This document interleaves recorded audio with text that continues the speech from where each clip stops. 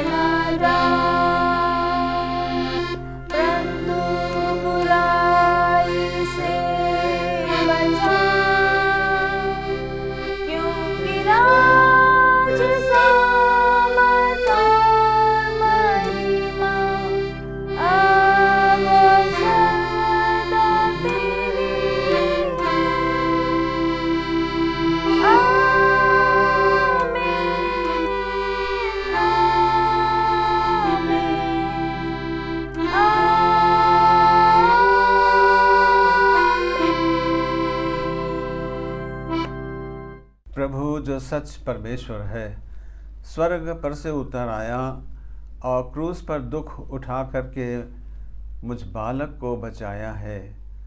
इससे अद्भुत और क्या हो सकता है कि सर्वशक्तिमान परमेश्वर एक लाचार और गरीब इंसान बनकर धरती पर आए। पर तो भी मैं इसे सच मानता हूँ। यदि मैं आंखें बंद करूँ तो देखने में ये आता है कांटों का मुकुट, छेदे हुए हाथ और क्रूस पर यीशु टंगा है। आइए हम गीत गाएंगे 85 हम पहला और दूसरा पद गाएंगे।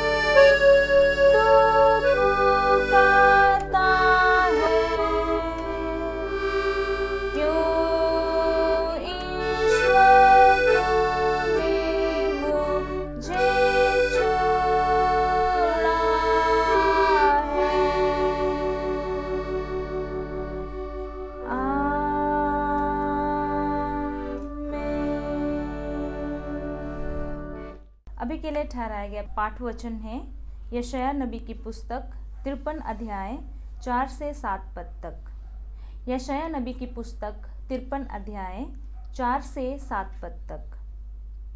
निसंदेह उसने हमारे रोगों को सहा और हमारे दुखों को भोगा। उसने समझा कि परमेश्वर ने उसे घायल किया है, उसे दुखित और पीड़ित किया है, किंतु वह हमारे पापों के कारण घायल हुआ, हमारे ही दुष्कर्मों के कारण आहत हुआ। उसने अपनी देह पर हमारे लिए ताड़ना स्वरूप कोड़ों की मार सही, उसी के मार खाने से हम चंगे हुए। हम सब भटकी हुई भेड़ के सदृश भटक कर अपने अपने मार्ग पर चल रहे थे, परंतु प्रभु ने हमारे सब दुष्कर्मों का बोझ उस पर लाद दिया। वह सताया गया तो भी उसके मुंह से आह तक ना निकली।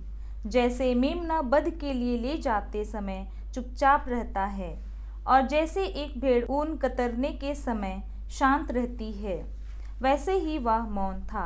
यहाँ तक क्या परमेश्वर का पवित्र वचन है। परमेश्वर का धन्यवाद हो। ख्रिस्त में प्रिय भाइयों और बहनों, आज शुभ शुक्रवार के दिन सब ख्रिस्त विश्वासियों की इच्छा होती है कि हम चर्च जाएं और मसीह के क्रूसीकरण पर हम वचन सुने, प्रभु के दुख भोग पर हम मनन करें और प्रभु के प्रति अपनी आस्था, अपनी निष्ठा प्रकट करें। परंतु कई बार ऐसा होता है कि अनेक कारणों से हम चर्च जाने में असमर्थ हो जाते हैं। हर एक का अपना अपना कारण होता है। कारण जैसा भी हो, यदि आप आराधनालय नहीं जा पाए तो हम आपके लिए ये आराधना आपके लिए हम रखे हैं। आज इस शुभ शुक्रवार की आराधना क्रूस पर प्रभु की 7 वाणी पर ध्यान करें और प्रार्थना तथा निवेदन के साथ कामों में तो आप हम लोगों के संग सम्मिलित हों। हम 7 वाणियों पर ध्यान करने जा रहे हैं, परंतु उसके पूर्व हम क्रूस की कथा से पहला और दूसरा खंड गाएंगे। तत्पश्चात हम क्रूस की उसके पश्चात हम पहले वाणी में आएंगे और हर 2 वाणी के बीच हम थोड़ी सी 2 या 3 पद हम गीत गाएंगे, ताकि हम उसके बाद वाले वाणी में हम जाने के लिए थोड़ा सा अवसर मिले। तो आइए हम क्रूस की कथा उसका खंड 1 और 2, पहला खंड हम साथ में गाएंगे, दूसरा खंड मैं अकेला गाऊंगा। तब पहली वाणी के बाद हम फिर क्रूस कथा हम गाएंगे, उसका हम तीसरा खंड में जाएंगे। पहली वाणी के बाद दूसरे वाणी के बाद भी हम क्रूस की कथा उसी खंड का तीसरा खंड में हम जाएंगे। तो हम फिर बताएंगे। तो आइए हम अभी क्रूस की कथा का पहला खंड गाएंगे और दूसरा खंड मैं गाऊंगा।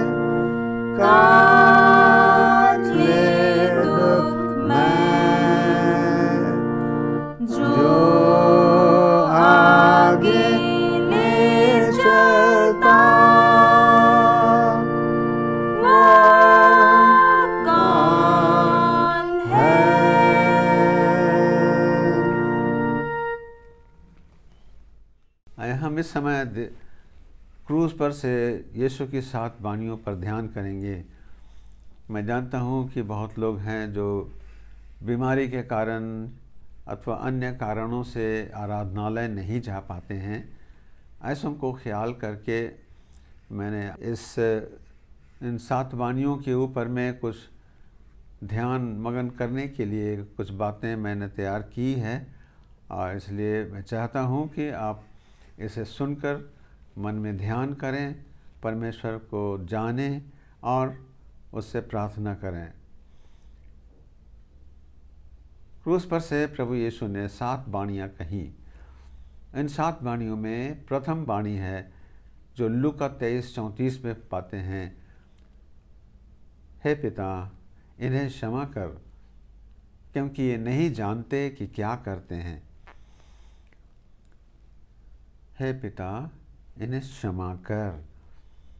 अखबारों में हम पढ़ते हैं किसी लड़की का अपहरण होता है, फिर उसकी लाश मिलती है। तब पत्रकार माँ से पूछते हैं, जिस व्यक्ति ने आपकी बेटी के साथ ऐसा कुकर्म किया, अभी वो पुलिस की हिरासत में है, उसके विषय आपका क्या कहना है? अधिकांश हम यही सुनने में आता है कि हमें न्याय चाहिए, उसे कठोर से कठोर सज़ा मिलनी चाहिए। कोई बोलते हैं कि फांसी की सज़ा दी जाए। मसीही महिला थी, उसका नाम था ग्लैडिस स्टेन। वह अपने पति और 2 मासूम बच्चों के साथ उड़ीसा में एक परोपकारी कार्य कर रही थी, असहाय लोगों की सेवा करती थी। एक रात का बात है, गर्मी का मौसम था। दोनों बच्चों के साथ पिता बाहर जीप में सो रहे थे। कुछ लोग रात के अंधेरे में आकर के जीप में आग लगा दी और तीनों को अंदर में मार दिया। वह स्त्री विधवा हो गई। कुछ समय पश्चात पत्रकार ने उससे पूछा, आप अपने पति और बच्चों के हथियारों के विषय में क्या कहना चाहते हैं? उन्होंने कुछ इस प्रकार उत्तर दिया, मुझ में किसी के प्रति घृणा या क्रोध नहीं है। परमेश्वर ने मुझे दिए थे और परमेश्वर के पास वे चले गए हैं। मैं उनके लिए क्षमा चाहती हूँ। किसी ने यह सुनकर यह कहा कि ऐसा तो केवल मसीह के लोग ही कर सकते हैं। प्राचीन कलीसिया में एक सेवक था जो प्रभु का प्रचार करता था। लोगों से यही कहता था कि यीशु की तरह तुम लोग भी दयालु, क्षमाशील, परोपकारी जीवन जीने के लिए यीशु मसीह को अपनाओ।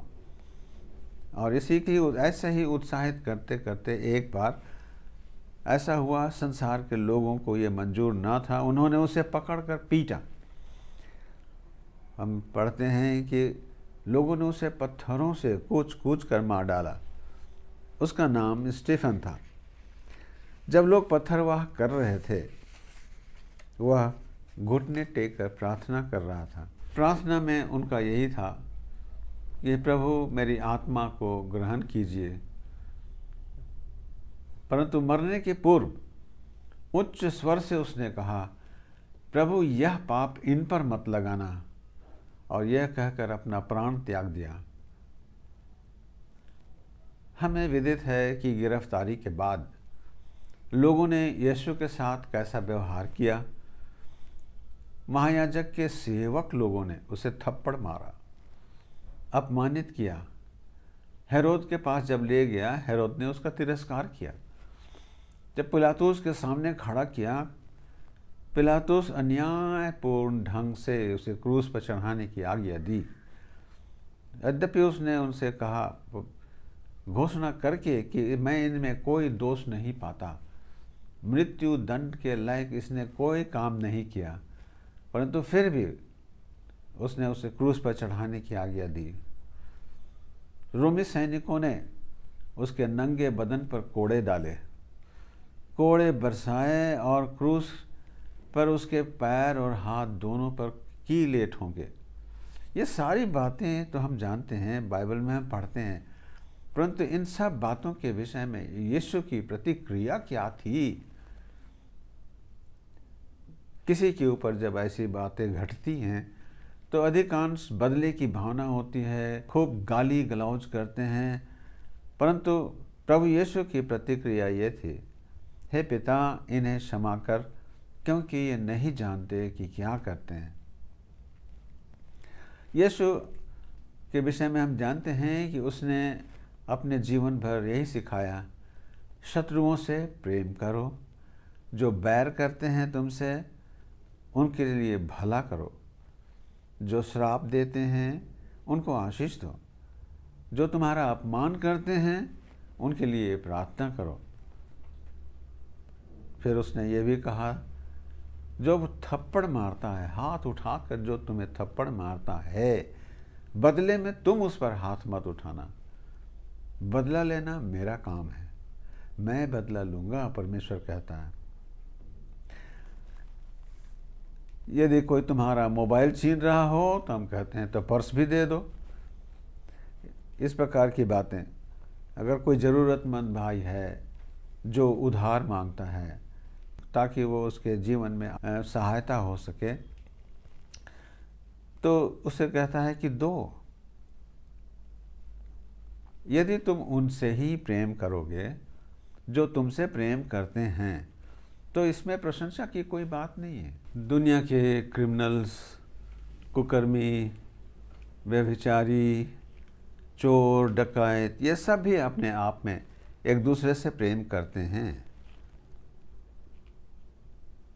संसार में अनेक उपदेशक हो चुके हैं, अभी भी हैं, जिन्होंने अत्यंत सुंदर बातें कहते हैं, परंतु उपदेश और व्यवहार में कितना अंतर है। लेकिन यीशु ने जो प्रचार किया वो स्वयं व्यवहार में भी उसको लाया। वह मानव जाति का एकमात्र शिक्षक है जिनकी शिक्षा और व्यवहार में मेल है, और उसने अपने जीवन के द्वारा ये सिद्ध कर दिया कि मनुष्य की संतान एक दूसरे के अपराध को क्षमा कर सकेंगे। यह असंभव बात नहीं है, और यही मसीही जीवन है जिसे संसार का सरदार शैतान घृणा करता है। प्रभु यीशु ने सिखाया कि यदि हम अपने अपराधियों को क्षमा न करें तो हमारे अपराध को भी क्षमा नहीं होंगे।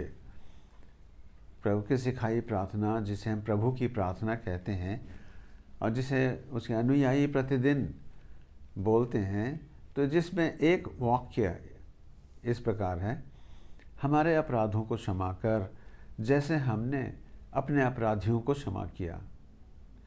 यह स्पष्ट है, और प्रभु के वचन यही है, यदि तुम मनुष्यों के अपराधों को क्षमा करोगे तो तुम्हारी भी अपराध क्षमा की जाएगी, और यदि न करो तो तुम्हारे भी अपराध क्षमा न किए जाएंगे। प्रभु का शिक्षा में ये भी था, यदि तुम्हारा भाई तुम्हारे विरुद्ध अगर अपराध करे, 7 बार अपराध करे, 7 बार आकर अगर कहे कि भैया गलती हो गई, माफ़ कीजिए, तो 7 बार उसे क्षमा करना कर्तव्य है। यही मसीही जीवन है। प्रभु का एक शिष्य ने प्रभु से पूछा, प्रभु, मेरा भाई अथवा बहन जब मेरे विरोध में अपराध करता रहता है तो मैं कितनी बार उसे क्षमा करूं? कितनी बार? क्या 7 बार तक? यीशु ने उत्तर दिया, मैं तुमसे नहीं कहता 7 बार, बल्कि 70 गुना 7 बार तक। जिसका अर्थ होता है कि कोई सीमा नहीं है, इसकी गिनती नहीं। तो आप समझ सकते हैं, जब प्रभु की इच्छा है कि हम एक दूसरे के अपराधों को इस तरह इतनी बार क्षमा करते रहें, तो हम समझ सकते हैं कि प्रभु के दरबार में आपको कितनी बार कितने पापों की क्षमा मिल सकती है। कितने ही बार लोगों ने यीशु के साथ बुरा बर्ताव किया, निंदा की, अपमान किया, थूक के उसके ऊपर कोड़े बरसाए, कील ठोकें। क्या हुआ? आखिर यीशु ने अपने रक्त रंजित मुंह से, खूनी खून बहा हुआ मुंह से परमेश्वर से उसने क्षमा याचना करते हुए यही कहा, हे पिता, इन्हें क्षमा कर, क्योंकि ये नहीं जानते कि क्या करते हैं। वे नहीं जानते कि क्या करते हैं। ये विशेष बात है कि वे नहीं जानते। क्या चीज़ नहीं जानते? क्या वे अनजाने ऐसा कर रहे हैं? नहीं।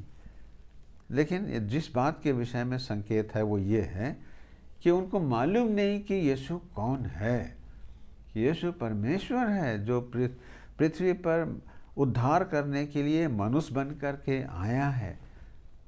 जो उन्होंने थप्पड़ मार रहे हैं उस अपने प्रभु को, अपने ईश्वर को मार रहे हैं।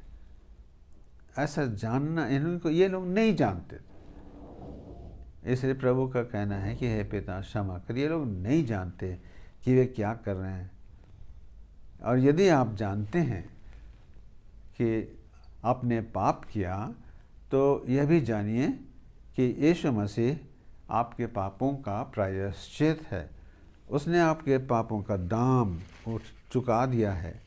आपके पाप की सज़ा उसने उठाई है ताकि आप और हम पाप के दंड से बच जाएं। इन सब के लिए शर्त एक ही है कि यीशु के क्रूस को स्मरण करके अपने पापों को स्वीकार करें। पाप मान लेने के पर परमेश्वर हमें क्षमा प्रदान करता है। उसके पास क्षमा करने की कोई गिनती नहीं है। जब भी पाप करते हैं, याद रखें, लिखा है कि जब कोई पाप अपने पापों को मान लेता है तो परमेश्वर उससे, वो धर्मी है, वो सच्चा है, वो हमेशा क्षमा करने के लिए तैयार है। वो कहता है, मैं तुम्हारे पापों को मैं अपने नाम के निमित्त उठा देता हूँ, मिटा देता हूँ, और फिर उसे मैं स्मरण नहीं करता। ये हमारे प्रभु की वाणी है। उसने ये भी कहा कि मेरे पास आओ और मैं तुम्हें कभी नहीं निकालूंगा। मैंने तुम्हारे लिए अपना प्राण देकर तुम्हें मोल लिया है, तुम मेरे हो। हम परमेश्वर से प्रार्थना करें कि जिस रीति यीशु हमें सिखाया कि हम एक दूसरे को अपराधों को क्षमा करें, हम वैसे ही अपने जीवन में सीखें। और प्रभु यीशु ने अपने आत्मा के द्वारा हमारी सहायता की है कि हम ऐसा ही करें। प्रभु क्रूस की कथा, उसका खंड 3, हम पहला, दूसरा, तीसरा और चौथा पद गाएंगे। पहला 4 पद।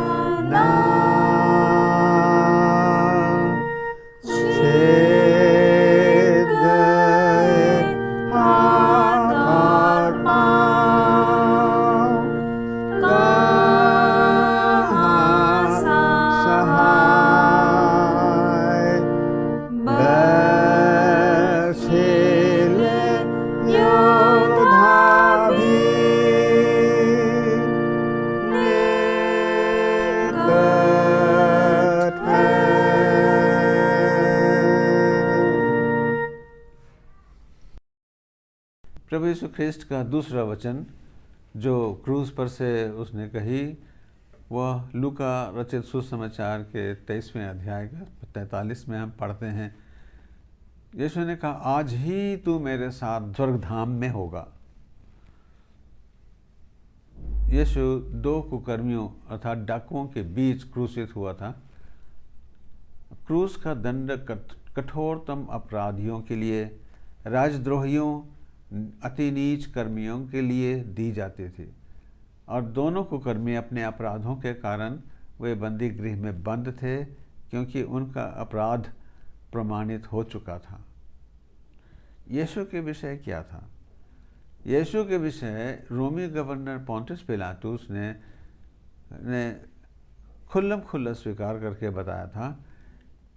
3 बार जांचने के उपरांत उसने कहा था कि वह निर्दोष था और उसमें मृत्यु दंड के योग्य कोई दोष नहीं था।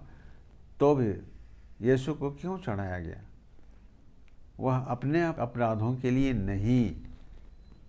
बाइबल हमें बताती है, पिता ने हमारे अधर्म और हमारे सब दुष्कर्मों का बोझ उस पर डाल दिया था और यीशु हमारा प्रतिनिधि के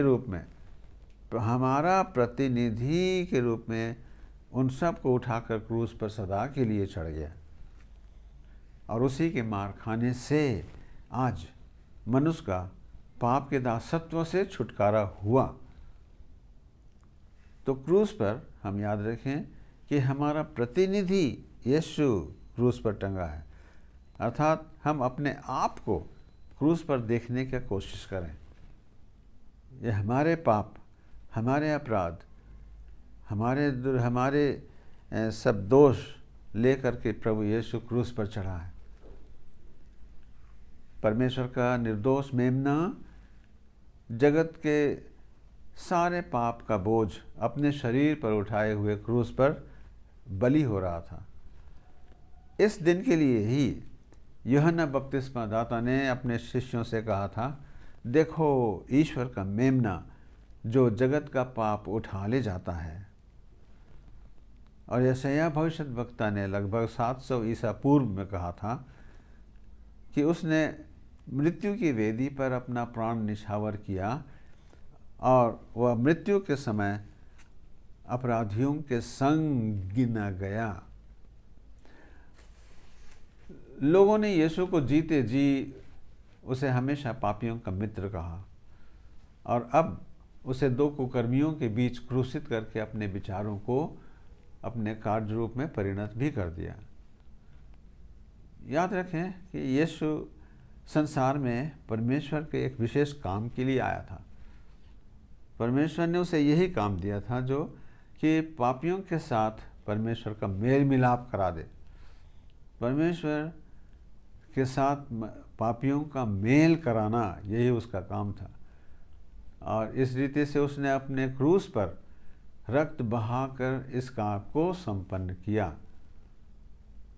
वह उनके साथ रहा और यह उचित था कि वह उनके बीच ही मृत्यु गति को प्राप्त करें। प्रभु यीशु परमेश्वर के दिए हुए कार्य को मनुष्यों के साथ मिलकर संपन्न किया और मनुष्यों का कार्य को परमेश्वर के साथ उसने किया।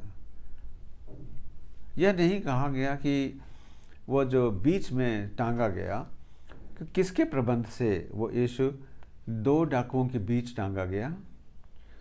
कुछ लोग कहते हैं शायद पिलातुस के आदेश से किया होगा, जो उसके उपहास को बढ़ाना चाहता था, अथवा यह प्रबंध यहूदी अधिकारियों द्वारा किया गया हो जो अपने शिकार के साथ या गलगथा आए और ऐसा दिलवाए, या तो हो सकता है सैनिकों ने अपनी इच्छा से ही किया होगा क्योंकि यीशु उनके लिए अन्य बंदियों में सबसे अधिक ध्यान आकर्षक था।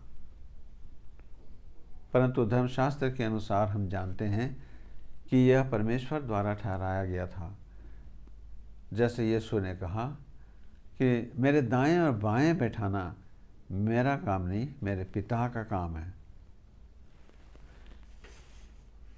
2 डाकुओं में एक ने यीशु की निंदा की, परंतु दूसरे ने अपने अपराधों को मानकर पश्चातापी स्वर में यीशु से विनती कर कहा, हे यीशु, जब आप अपने राज्य में आएँ तो मुझे स्मरण करना। और यीशु ने पश्चातापी डाकू के शब्द सुनकर तुरंत कहा, मैं तुझसे सच कहता हूँ कि आज ही तू मेरे साथ स्वर्गलोक में होगा। प्रभु यीशु की प्रतिज्ञा थी, जैसे मैंने पहले बताया, कि जो कोई मेरे पास आएगा उसे मैं कभी ना निकालूंगा। एक पापी कितनी ही देर में क्यों ना आए और आने के लिए उसके पास कितना ही कम समय क्यों ना हो, केवल उसे आने दो, वह न निकाला जाएगा। यह डाकू जिंदगी भर उसने पाप में अपना जीवन बिताया, वो नहीं जानता था, लेकिन जिस दिन वो जाना, जिस दिन उसने ये जीवन के कर्ता को जाना, उस दिन उसने अपना जीवन उस पर निछावर कर दिया। अपने मृत्यु के समय में सब धर्मों और सब प्रचारकों के लिए एक प्रश्न है, और वो प्रश्न बहुत गंभीर प्रश्न है। वो ये कि एक मृत्योन्मुख व्यक्ति के लिए, जो मरने पर है और जिसके पाप क्षमा नहीं हुए हैं, उनके पास क्या संदेश है। एक मरते हुए पापी के लिए धर्म में क्या संदेश है? किसी प्रचारक के पास क्या ऐसा संवाद है जो उसके जीवन को सुधार सकता है? इस डाकू का उदाहरण सब पश्चाताप करने वाले पापियों के लिए एक प्रोत्साहन है। हमारे पाप जो जघन्य अपराध हैं और क्षमा किए जाने के लिए बहुत बड़े हैं, लेकिन यीशु की कृपा सबके लिए पर्याप्त है। धर्मशास्त्र कहता है, परमेश्वर का पुत्र यीशु का लहू हमें सब पापों से शुद्ध करता है। हम अपने कर्मों के द्वारा उद्धार नहीं पाते हैं, बल्कि प्रभु का अनुग्रह से और विश्वास द्वारा हमारा उद्धार हुआ है। प्रभु यीशु के बीच का स्थान ध्यान करने योग्य तो है कि BC और AD के बीच मध्यस्थता करने वाला प्रभु अंतिम दिन, जब संसार का इतिहास समाप्त किया जाएगा, तब भी वो मध्य ही रहेगा। मत्ती 25:31 के बाद हम पढ़ते हैं कि वह न्यायी बनकर बैठेगा, और न्यायी बनकर बैठ करके उनके सारे लोगों को दो भाग में बांटेगा। एक और पश्चातापी मनुष्य, परमेश्वर के लोगों, दूसरी ओर अपश्चातापी मनुष्य। यह भी एक ध्यान देने की बात है कि यीशु ने शब्दों के द्वारा उस मनुष्य का मन को परिवर्तन नहीं किया। उसने उस डाकू से उस समय तक कुछ भी नहीं बात किया जब तक कि डाकू ने स्वयं उनसे बात न की। मन परिवर्तन का कार्य यीशु के कुछ कहने के पहले ही हो चुका था, फिर भी यह उसी का काम था। प्रभु ही के द्वारा ही ऐसा हुआ। कुछ ही घंटों के लिए वह प्रभु यीशु के साथ संगति में रहा और उसके जीवन को देखकर सदा के लिए फिर यीशु का मित्र बन गया। यह कार्य उसने उसी तरह किया जैसे कि संत पतरस ने विश्वासी स्त्रियों को अविश्वासी पतियों के मन परिवर्तन करने की शिक्षा देता है। जैसे हम पहला पतरस का 3 अध्याय में पढ़ते हैं कि हे पत्नियों, तुम अपने पति के अधीन रहो, ताकि वे जो सुसमाचार को नहीं मानते हैं तुम्हारे भय सहित पवित्र चाल चलन को देखकर, तुम्हारे अच्छे आचरण को देखकर उनका हृदय परिवर्तन हो जाए और तुम्हें कुछ कहना ना पड़े। जैसे प्रभु ने यह भी कहा कि तुम्हारा उजियाला मनुष्यों के सामने ऐसा चमके कि वे तुम्हारे सुआचरण को देखकर तुम्हारे पिता की जो स्वर्ग में है महिमा करें। अपने कार्यों के द्वारा, अपने जीवन के द्वारा प्रभु का उजाला लोगों तक पहुंचना चाहिए। आज ही तू मेरे साथ स्वर्गलोक में होगा। यह बाइबल के अति अनमोल वचन है। ध्यान दें कि यह वचन किससे कहा गया। आज तू मेरे साथ स्वर्गलोक में होगा, ये शब्द पहले कभी नहीं सुना गया था। और तब परमेश्वर पुत्र यीशु जो देहधारी ईश्वर है वही कहता है आज तू मेरे साथ स्वर्गलोक में होगा। और यह वचन एक पापी के लिए कहा गया जो कि जिंदगी भर पापी था, और ज्यों ही उसने परमेश्वर की ओर फिरा और अपना पश्चातापी मन दर्पण किया, उसी समय उसे कहा गया। एक बार यीशु ने महायाजकों और समाज के धर्मवृद्धों से कहा था कि कर लेने वाले पापी लोग और बेश्याएं लोग ये परमेश्वर के राज में तुमसे पहले प्रवेश कर रहे हैं, क्योंकि उन्होंने देखा और विश्वास किया। तो प्रथम वाणी के द्वारा प्रभु ने आपके मेरे पापों की क्षमा की निश्चयता प्रदान कर दी। प्रार्थना करने के द्वारा, हे पिता इनको क्षमा कर दे। दूसरी वाणी के द्वारा उसने सब पापियों के लिए जो उसकी ओर फिरते हैं स्वर्ग का द्वार खोल दिया। What a wonderful saviour! कितना अद्भुत उद्धार करता है जो परमेश्वर ने हमारे लिए दिया। हम प्रार्थना करें। सर्वशक्तिमान ईश्वर पिता, हम धन्यवाद देते हैं तूने पवित्र शास्त्र के अनुसार हमें सिखलाया और हमें अपने पुत्र हमारे प्रभु यीशु ख्रिस्ट के क्रूस पर के मृत्यु और उसके द्वारा जो हमें फल मिले हैं, इन सब बातों को तूने हम पर प्रकट किया है। इस समय जब हम क्रूस पर से प्रभु की वाणी को हम याद करते हैं, आशीष दे कि हम उन्हें समझें और उसके अनुसार जीवन में तेरे प्रति सदा विश्वस्त रहें, हमारे प्रभु यीशु ख्रिस्ट के द्वारा। आमीन। अभी हम खंड 3 का 5 से 8 पद तक जाएंगे। खंड 3 क्रूस की कथा, उसके 5, 6, 7 और 8वां पद।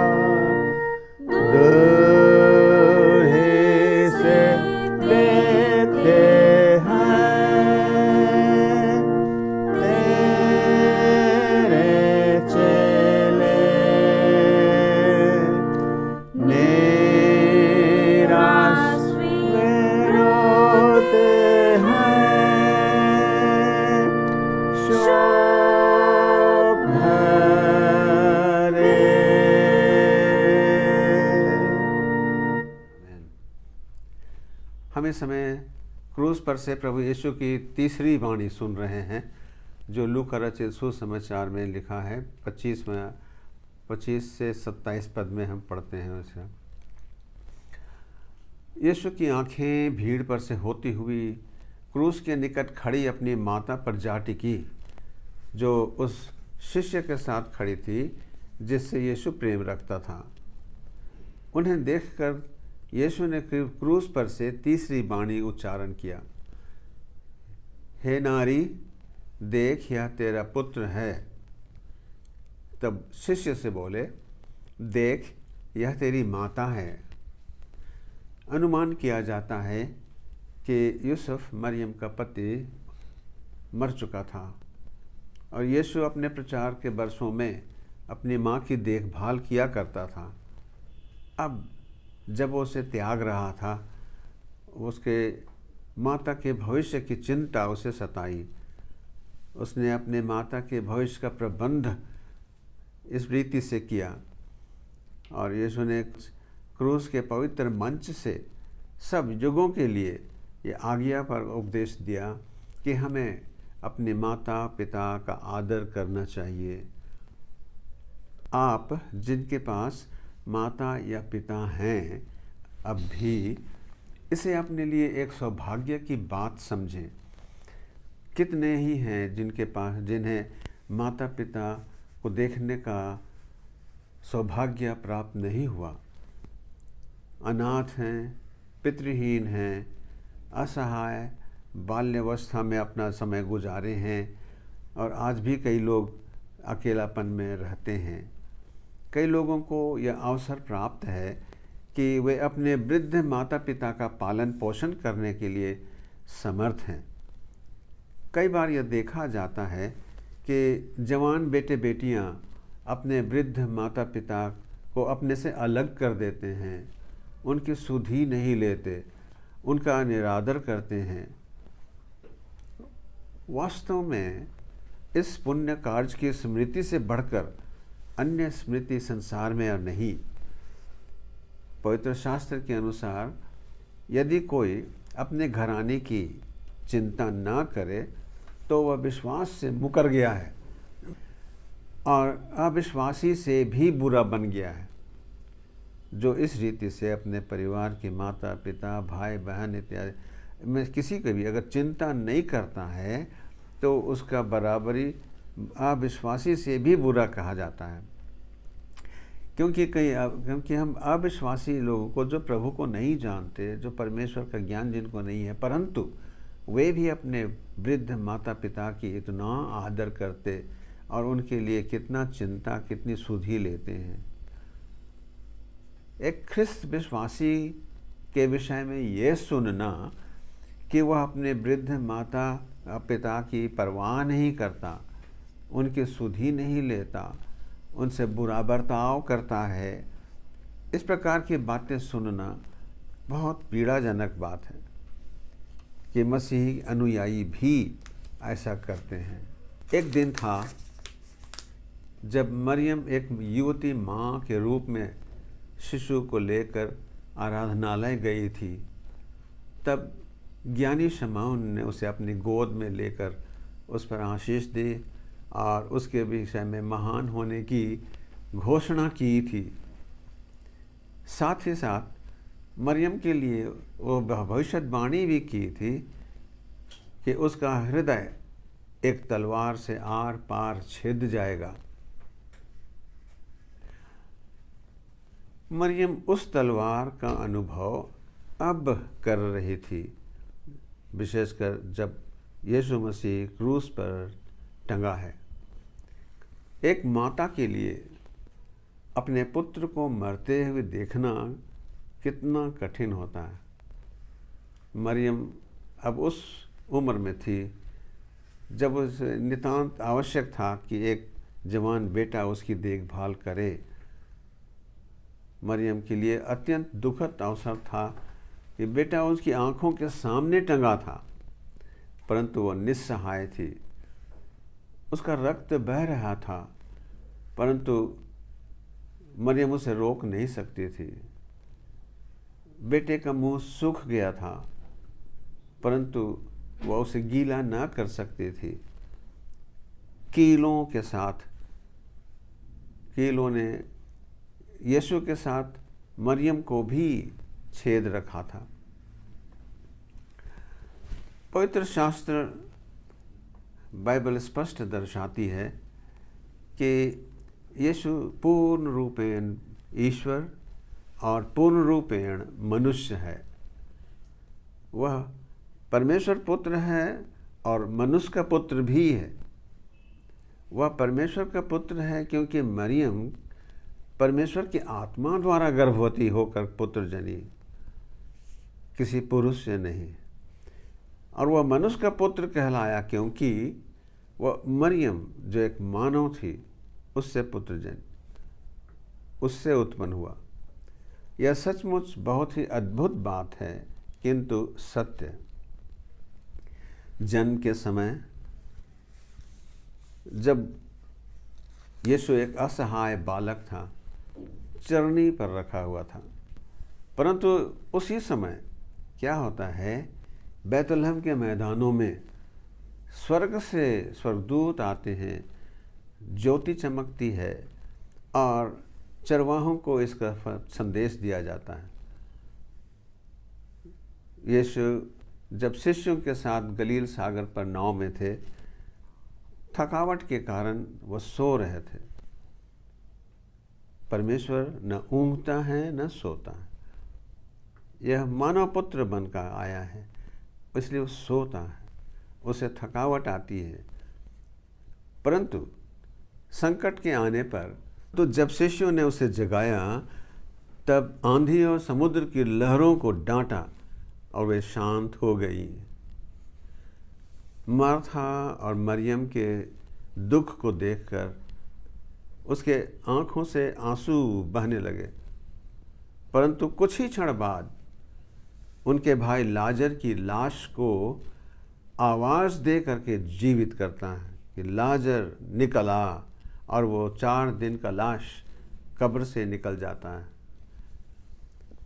क्रूस पर कहे ये दूसरे वचन में हमने देखा कि वह एक पश्चातापी डाकू के लिए स्वर्ग का दरवाज़ा खोल दिया, परंतु अब तीसरी वाणी में हम उसे एक नारी का पुत्र के रूप में देखते हैं। प्रिय भाइयों और बहनों, उन दिनों हमारे पूर्वजों ने उसे न पहचान कर यीशु के साथ ऐसा बुरा बर्ताव किया, अपमान किया, उस पर थूका, क्रूस पर मार डाला। परंतु आज हम स्पष्ट रूप से जानते हैं कि यीशु परमेश्वर है, जो मनुष्य रूप में हमारे पास आया था। वह हम पापियों के लिए पाप की क्षमा लेकर के आया था। वह स्वर्ग का मार्ग दिखाने के लिए, और जब तक हम पृथ्वी पर रहेंगे तब तक के लिए उसने एक सहायक अर्थात पवित्र आत्मा को भेजने के लिए आया था कि हम अकेला न हो। ऐसा जैसा उसने कहा भी था, मैं तुम्हें अनाथ न छोड़ूंगा।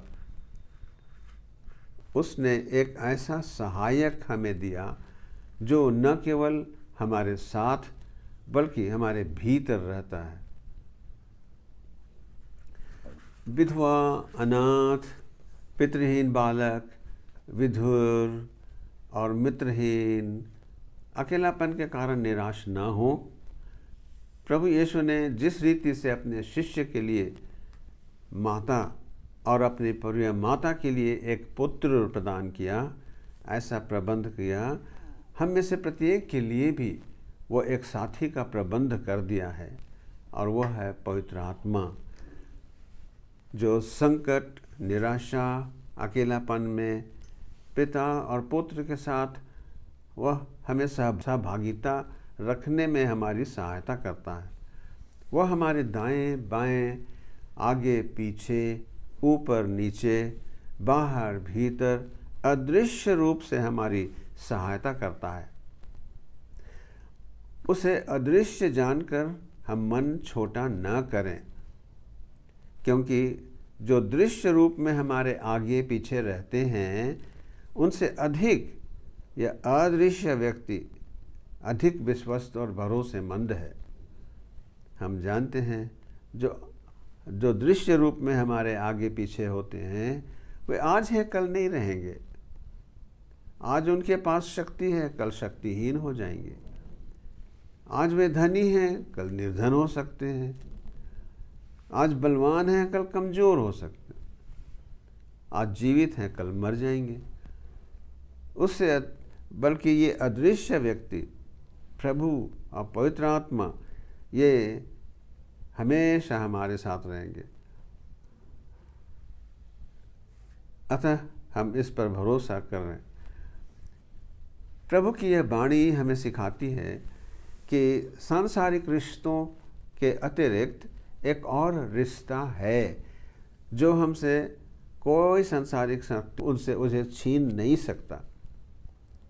संसार में माता पिता, भाई बहन, मित्र, हम पति अथवा पत्नी सदा साथ नहीं देने वाले हैं।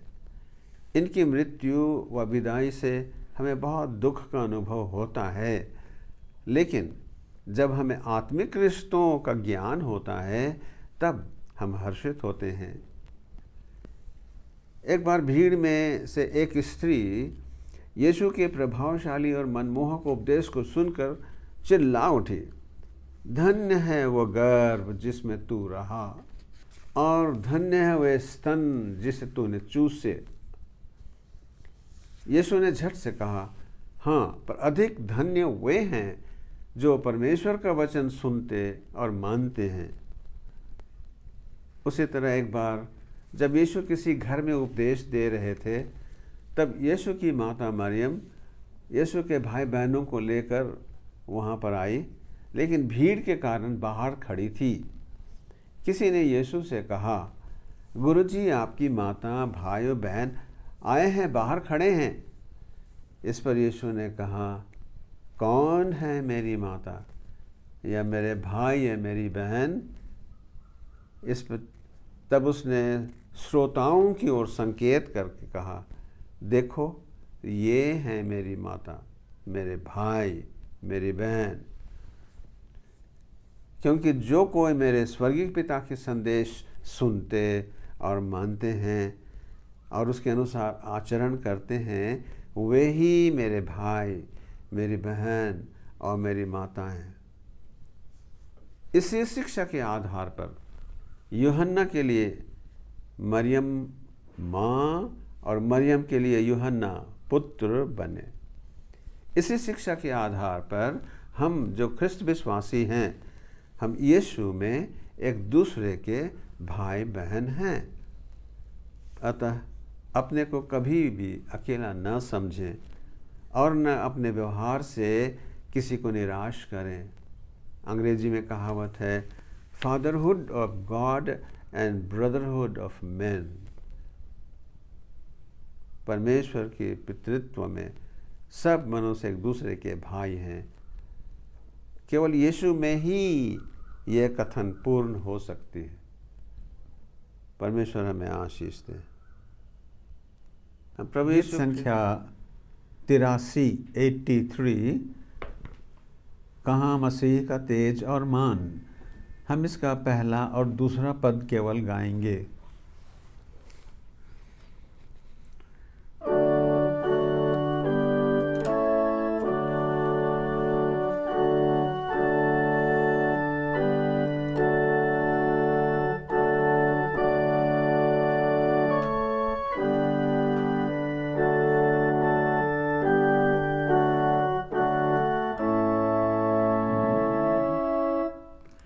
कहाँ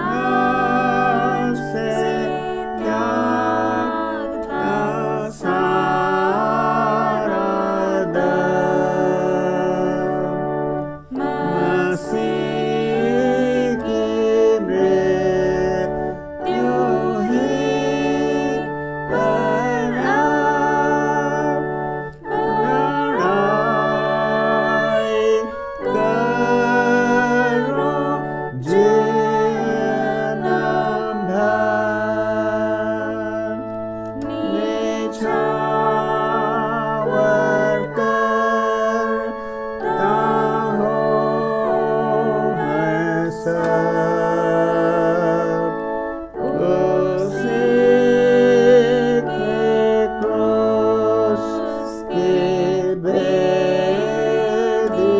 पर। आमीन।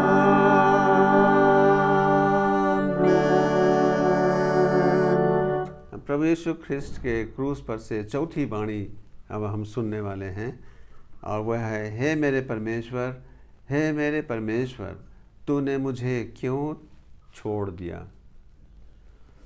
क्रूस की 7 वाणियाँ हैं जिनको हम 2 भागों में विभक्त कर सकते हैं, प्रथम 3 और अंतिम 4। प्रथम 3 में अर्थात अपने शत्रुओं के लिए प्रार्थना, एक पश्चातापी डाकू के साथ बातचीत और अपनी माता के विषय आदेश, इन तीनों में प्रभु हम देखते हैं कि वो दूसरों की आवश्यकताओं की चिंता कर रहा है। क्रूस पर की मृत्यु कितनी भयानक है, परंतु उस सारी पीड़ा के अंदर भी प्रभु दूसरों की आवश्यकताओं की चिंता पहले कर रहा है, जिस काम के लिए पिता ने उसे भेजा। अब हम जब अंतिम 4 में हम इस पर ध्यान करेंगे, हम देखेंगे कि वह किस प्रकार अपनी चिंताओं में व्यस्त हैं। अपनी चिंताओं में अर्थात ये जैसे, हे मेरे परमेश्वर, हे मेरे परमेश्वर, तूने मुझे क्यों त्याग दिया। फिर कहेगा कि मैं प्यासा हूँ, हाँ अब पूरा हुआ, और अंत में वो अपने पिता के हाथ में सौंप देता है। तो ये 2 समूह हम कर सकते हैं, पहले 3 और अंतिम 4। वाणियों के इन 2 समूहों के बीच काफ़ी लंबा समय व्यतीत हुआ ऐसा प्रतीत होता है। कुछ घंटों तक यीशु बिल्कुल मौन रहे। ये 3 वाणी के पश्चात बहुत समय तक वो चिंताओं में व्यस्त थे और बिल्कुल मौन थे। इसी अवधि में काले बादल आसमान में ऐसे छा गए कि देश में अंधियारा हो गया।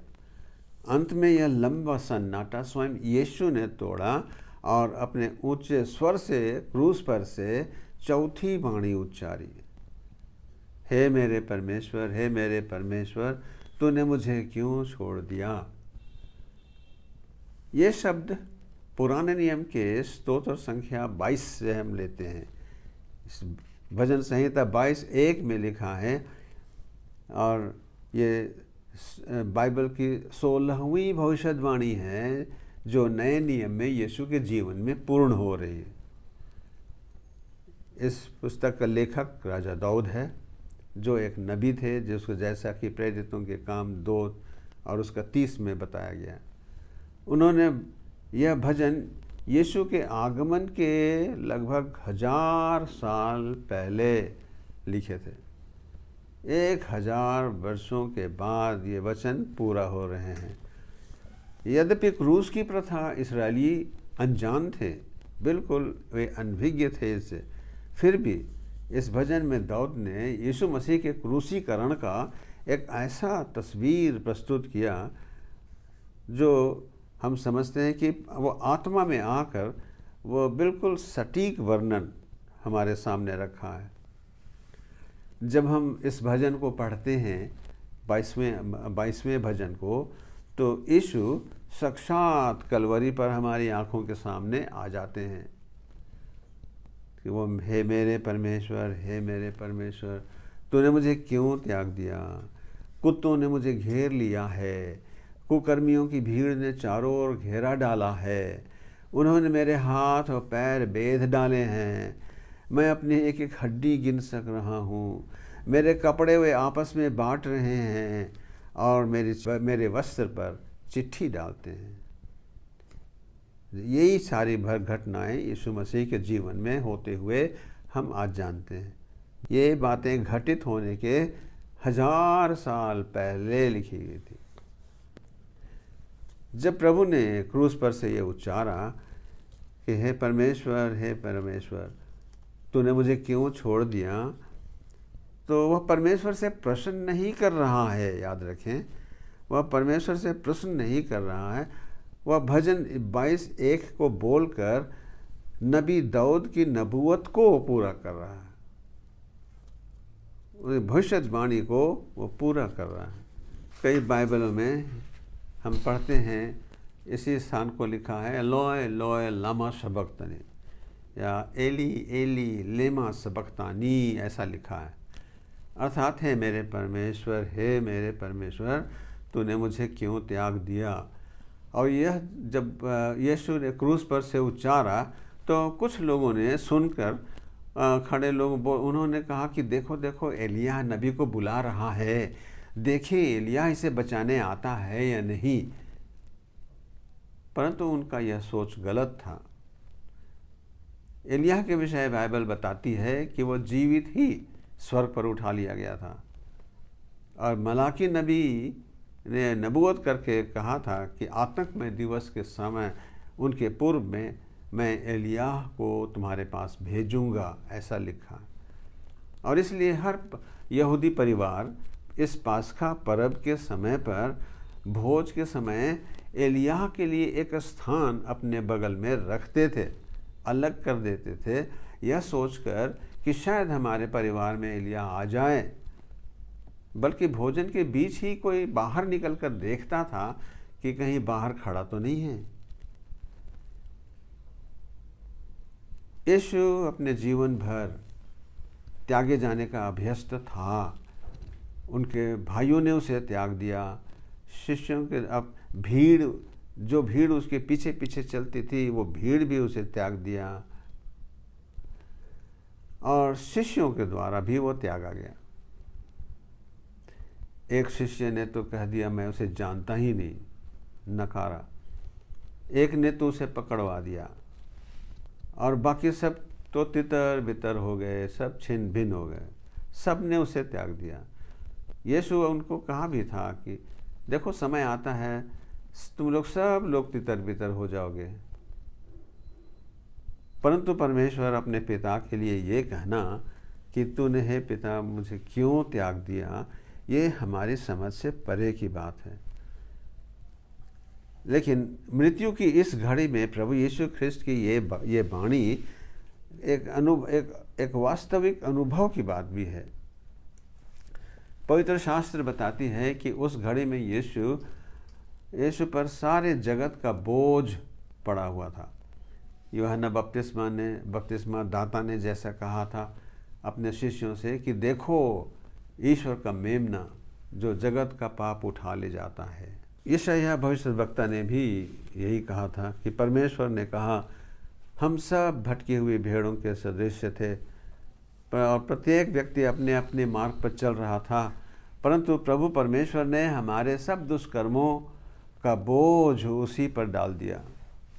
और यह भी कि तुम्हारे अधर्म के कामों ने तुम्हारे और तुम्हारे परमेश्वर के बीच एक अलगाव की दीवार खड़ी कर दी है, और तुम्हारे पापों ने परमेश्वर के मुख को तुमसे छिपा दिया है। बस यही कारण था कि मानव पुत्र होने के कारण यीशु जो स्वयं पाप रहित था, उसके विषय हम जानते हैं कि उसने कभी पाप नहीं किया, उसके मुंह से कभी गलत बात नहीं निकली। वह हम मनुष्यों के प्रतिनिधि स्वरूप परमेश्वर से अलगाव का अनुभव कर रहा है, और इस समय इसलिए पुकार उठता है हे मेरे परमेश्वर तूने मुझे क्यों त्याग दिया। ये त्यागे जाने का अनुभव ये पाप के कारण है जो हमारे पाप के हैं। कभी कभी जब मनुष्य की सुख समृद्धि अचानक विपत्ति में बदल जाती है, योजनाओं का महल और जीवन की सारी आशाएं ढह जाती हैं, तब परमेश्वर के संतान भी पीड़ा और निराशा के दबाव में पुकार उठते हैं कि क्यों ऐसा क्यों होता है। हम क्या करते हैं, हम तो परमेश्वर के वचन को पढ़ते हैं, प्रार्थना करते हैं, हम बुराई से दूर रहने की कोशिश करते हैं, लेकिन हमारे ऊपर ऐसा मुसीबत क्यों होता है, ऐसे प्रश्न। और ये प्रश्न सदैव पीड़ादायक है, विशेषकर जब प्राणी को अपने ही सृष्टिकर्ता से बोलना पड़े क्यों। और ये क्यों, ये प्रभु यीशु ने हमारे लिए, हमारी ओर से इस स्थिति का अनुभव किया। यशायाह 49 उसका 14-15 में हम पढ़ते हैं, प्रभु कहता है कि सिय्योन नगरी अर्थात इस्राएली मेरी प्रजा कहते हैं कि प्रभु ने मुझे त्याग दिया और प्रभु ने मुझे भुला दिया। पर क्या यह हो सकता है कि एक माँ अपने दूध पीने वाले शिशु को भूल जाए, अपने गर्भ से उत्पन्न किए हुए बच्चे पर दया ना करे? हाँ, ऐसा हो सकता है और हम जानते हैं ऐसा होता है। परमेश्वर कहता है, लेकिन मैं तुझे नहीं भूल सकता। देख, मैंने तेरा चित्र अपनी हथेलियों पर खोद डाला है। और यह स्पष्ट करता है कि उसके हथेलियों पर जो कीलों के दाग हैं, ये आपके और मेरे चित्र हैं। हमारी तस्वीर यीशु मसीह के हथेली में, जो हमेशा उसकी आंखों के सन्मुख रहता है। और आज के लिए वो प्रभु हमारे लिए इस प्रकार की बातें कही हैं, मैं तुम्हें कभी नहीं त्यागूंगा। देखो, जगत के अंत तक मैं तुम्हारे साथ हूँ। संकट की घड़ी में मुझे पुकारना, मैं तेरी सहायता करूँगा। प्रभु कहता है कि अपना भार मुझ पर डाल दे, मैं तुम्हें सहारा दूंगा। अतः दुख के दिन आने पर ये न सोचें कि ईश्वर ने आपको त्याग दिया है। बस केवल एक ही बात कि जो कुछ प्रभु ने कहा है, उस परमेश्वर के वचन को हम जैसा उसने कहा हम उस पर विश्वास करें और कभी ना सोचें कि ईश्वर हमें त्याग दिया है। इसके विपरीत हो सकता है कि आपने ईश्वर को त्याग दिया हो। गीत संग्रह 89 89 रख तो मुझे क्रूस के पास, पहला 2 पद केवल।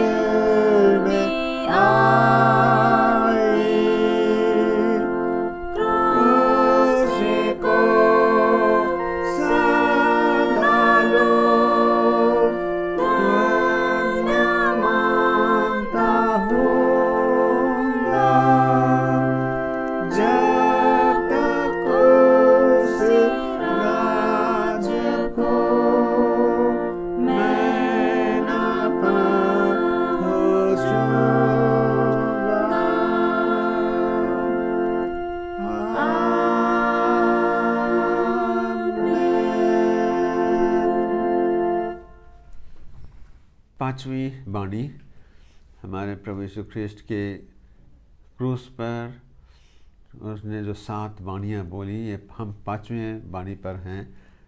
मैं प्यासा हूँ। यूहन्ना 19 उसके 29 में पवित्र शास्त्र में लिखा है कि यीशु यह जानकर कि अब सब कुछ पूरा हो चुका, तब इसलिए कि शास्त्र की बात ये भी पूरी हो जाए, उसने कहा मैं प्यासा हूँ। यह जानकर कि अब सब काम पूरा हो गया, प्रभु यीशु जिस काम के लिए आए थे, पिता ने जिस कार्य के लिए उसे भेजा था और पूरा हो चुका, इस बात को जानकर फिर एक बात बाकी रह गया कि जिसे वे पूरा करना चाहता था। और वो जैसे दाऊद नबी ने अपने भजन 69:21 में लिखा कि उन्होंने मेरे प्यास बुझाने के लिए मुझे पीने को सिरका दिया। उन्होंने मेरी प्यास बुझाने के लिए मुझे सिरका दिया। ये पूरी करने के लिए प्रभु यीशु ने कहा मैं प्यासा हूँ। और ज्यों ही उसने कहा मैं प्यासा हूँ, त्यों ही लोगों ने सिरके में स्पंज को भिगोया और उसको जूफे में रखकर उसके मुंह से चुसाया। और इस रीति से वो धर्म ग्रंथ का लेख पूरा हो गया। यह जानकर कि सब कुछ हो चुका, जब परमेश्वर द्वारा निर्धारित और धर्मशास्त्र में लिखा हुआ प्रभु का काम पूरा हुआ, तब केवल तभी उसने अपनी शारीरिक दशा के प्रति सचेत होकर के कहा मैं प्यासा हूँ। यहाँ हम एक बात देखते हैं कि हम सबों के जीवन में एक मानसिक तल्लीनता होती है। जब हम ध्यान में मगन में किसी बात में रहते हैं, तो उसमें हमारे शारीरिक आवश्यकताओं को भुला देने का एक तो गुण होता है। जब हम एक रोचक पुस्तक पढ़ना लगते हैं या टीवी देखते हैं अथवा मोबाइल में रहते हैं, मोबाइल में व्यस्त हो जाते हैं, तो अधिकांश यह स्पष्ट है कि भूख, प्यास, नींद सब कुछ भूल जाते हैं। समय कैसा पार होता है कुछ नहीं मालूम। प्रभु यीशु जंगल में जब परीक्षा का समय में था, उस समय वो ध्यान मग्न में व्यस्त था। ऐसे तल्लीन थे, ऐसे ध्यान में मग्न थे कि अपनी शारीरिक आवश्यकताओं को वह न जान सका। पर ज्यों ही वो आत्मिक बोझ उसके ऊपर से हटा और ध्यान से बाहर निकला, तुरंत भूख लगी। उसी रीति से क्रूस की ये वर्तमान स्थिति में जो हम अब तक देखते आए हैं, जब यीशु अपनी आत्मिक तल्लीनता के बाहर आया तो उसे प्यास लगी। यीशु को रात भर लोगों ने एक स्थान से दूसरा स्थान, एक न्यायाधीश से दूसरे न्यायाधीश के पास मुकदमे के नाम पर घुमाते फिरे। रात के लगभग 12 बजे अर्धरात्रि के समय से लेकर 3-4 बजे तक गेत्सेमनी से हन्ना, हन्ना से कायफा, कायफा से पिलात, पिलात से हेरोद, हेरोद से पिलात, इतनी स्थानों पर एक रात के अंदर में उन्होंने सारा मुकदमा ख़त्म किया। फिर उस पर झूठा दोष लगाया, उस पर अपमान किया, कोड़ों की मारों से उसे घायल किया, अंत में प्रेटोरियम में ले जाकर उसे सताया। और सवेरा हुआ तब क्रूस बड़ा बोझ उसके ऊपर लादा और मृत्यु यात्रा के लिए निकाला। कलवरी पहुंचकर सैनिकों ने उसके दोनों हाथ पांव में कीले ठोके। इस तरह कोड़े की मार के बाद भी जो खून बाकी रहा होगा वह भी झरने की तरह कीलों के कारण बह गया। तो हम अंदाज कर सकते हैं कि ऐसी हालत में प्यास लगना कितना स्वाभाविक था। यीशु में ईश्वरता और मानवता, ये दोनों का पूर्ण मेल हम पाते हैं। वह मनुष्य भी है और परमेश्वर भी है।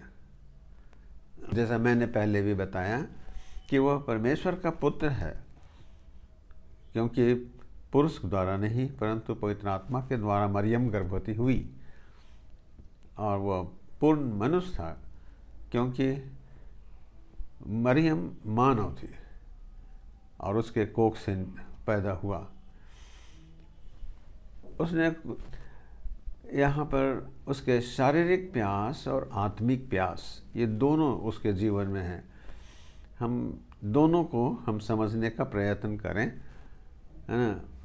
कुछ ही समय पहले यरूशलेम में भीड़ के पास खड़े होकर उसने लोगों से कहा था, यदि कोई प्यासा हो तो मेरे पास आए, जो मुझ में विश्वास करता है वो अपनी प्यास बुझाए। उसने एक बार याकूब के कुएं पर खड़े होकर एक सामरी स्त्री से बातें करते हुए उससे कहा था, जो कोई इस कुएं के जल से पिएगा तो फिर प्यासा होगा, किंतु मेरा दिया हुआ जल जो पीता है उसे फिर कभी प्यास नहीं लगेगी। तो जिसने इन शब्दों में संपूर्ण संसार को प्यास बुझाने का निमंत्रण दिया, वही अब जीवन के अंतिम क्षण में, चूँकि वो एक मानव है, थका हुआ है, खून बह चुका है, अब उसे प्यास लगी। यह अंतर अर्थात ईश्वरत्व और मानवता के अंतर उसके संपूर्ण जीवन में हम पाते हैं।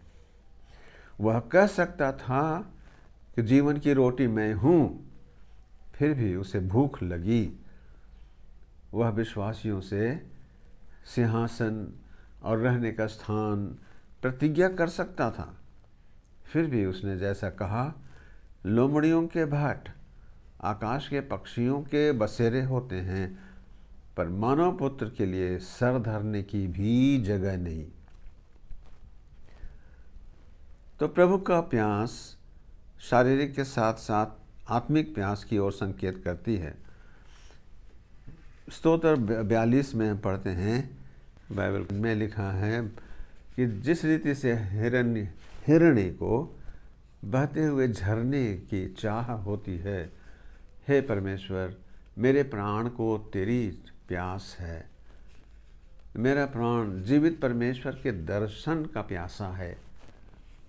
धन्य है वे जो धर्म के भूखे प्यासे हैं, प्रभु ने कहा, क्योंकि वे तृप्त किए जाएंगे।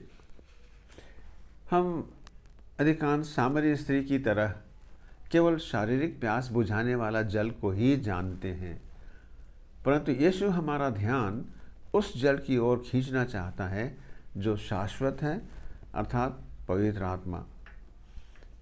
और शिष्यों की तरह हम केवल उस भोजन को जानते हैं जो शरीर के लिए है, और जिसके बारे प्रभु ने कहा कि मनुष्य केवल रोटी से नहीं जिएगा, पर उस वचन से जो परमेश्वर के मुख से निकलती है जिएगा। इसलिए यीशु ने सब श्रोताओं से यह कहा था, तुम नाशवान भोजन के लिए श्रम ना करो, किंतु उस भोजन के लिए जो शाश्वत है, जो अनंत है, अनंत जीवन तक जो ठहरता है, और जिसे मैं दूंगा। जीवन की रोटी जो स्वर्ग से उतरकर संसार को जीवन देती है, वो मैं हूँ। यीशु क्रूस पर मेरे लिए, आपके लिए प्यासा है। जो उसने वो कहता है मैं प्यासा हूँ, ये दो शारीरिक और आत्मिक प्यास की ओर संकेत है ना। और वो आत्मिक रूप से आपके लिए, मेरे लिए प्यासा है। वह हम पापियों को ढूंढने और नरक की आग से बचाने के लिए आया था। उसने हमसे इतना प्रेम किया कि स्वर्ग की सारी महिमा त्याग कर पृथ्वी पर मनुष्य बन कर के आया। और कैसा मनुष्य? एक कंगाल बन कर के आया। उसने अपने सारा धन वहीं छोड़ गया और अपना प्राण पृथ्वी पर बलि किया, और अपना सारा रक्त बहा करके उसने हमारा दाम चुकाया, ताकि हमको वो पिता के घर ले जाए। उसे आपकी प्यास है। वह केवल आपको, मुझको और हम सबको पाना चाहता है। वो कहता है, हे सब थके बोझ से दबे लोगों, मेरे पास आओ, मैं तुम्हें विश्राम दूंगा।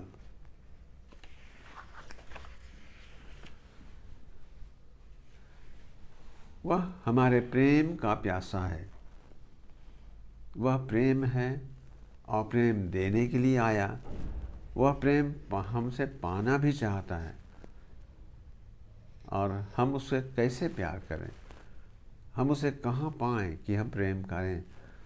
वह तो स्वर्ग छोड़ करके पृथ्वी पर आया और हमारे साथ रहा, हमको अपना प्यार दिया। हम कैसे उसे पाएं कि हम उसे अपना प्रेम दे। उससे वो कहता है कि जैसा मैंने तुमसे प्रेम किया वैसा ही तुम एक दूसरे से प्रेम करो। जब हम एक दूसरे से प्रेम करते हैं, उसी प्रेम में हम परमेश्वर के प्रति अपना प्रेम प्रदर्शित करते हैं। और इसलिए अंग्रेजी में कहा भी गया है, the greatest romance in man's life is to fall in love with your God.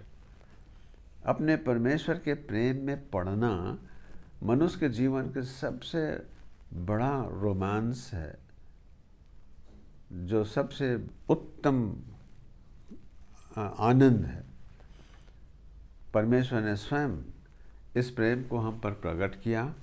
उसने जगत से इतना प्यार किया कि अपना एकलौता पुत्र दे दिया। और पुत्र ने हम मनुष्यों से इतना प्रेम किया, उसने अपने प्राण को भी निछावर कर दिया। इससे बढ़कर और प्रेम क्या हो सकता है कि वो अपने प्रेम के खातिर अपना प्राण दे दे। वह प्यासा था, वह आज भी प्यासा है और कल भी रहेगा, जब तक हम उसके निवास स्थान तक न पहुँचें। और जैसा लिखा है कि अंतिम दिन जब सबका न्याय होगा, वह न्यायी बनकर बैठेंगे और वो यही कहते हैं, हे मेरे पिता के धन्य लोगो, आओ मेरे और तुम्हारे ठहराए हुए राज में आप प्रवेश करो। कि मैं प्यासा था और तुमने मुझे पानी पिलाया। तो इस रीति से हम जानें कि प्रभु का प्यास हमारे लिए है, वो हमको कितना चाहता है। क्या हम इस रीति से चाहते हैं? हमारे हृदय याद रखें, तब तक बेचैन रहेंगे जब तक कि हम उसके विश्राम में प्रवेश न करें। प्रभु आपको आशीष दे। गीत संग्रह 81 आह गलगथा पर आओ, हम इसका पहला और दूसरा पद गाएंगे।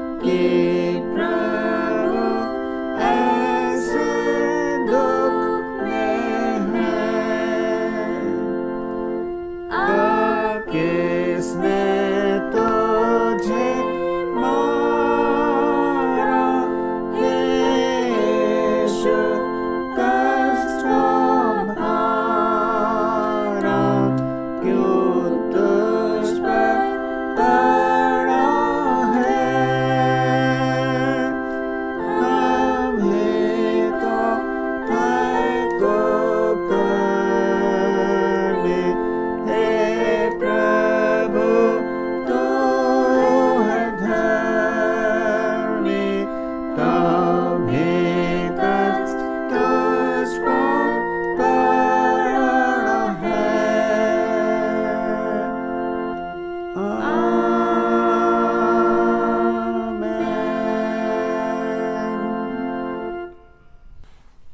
यीशु ख्रिस्त के क्रूस पर से छठी वाणी,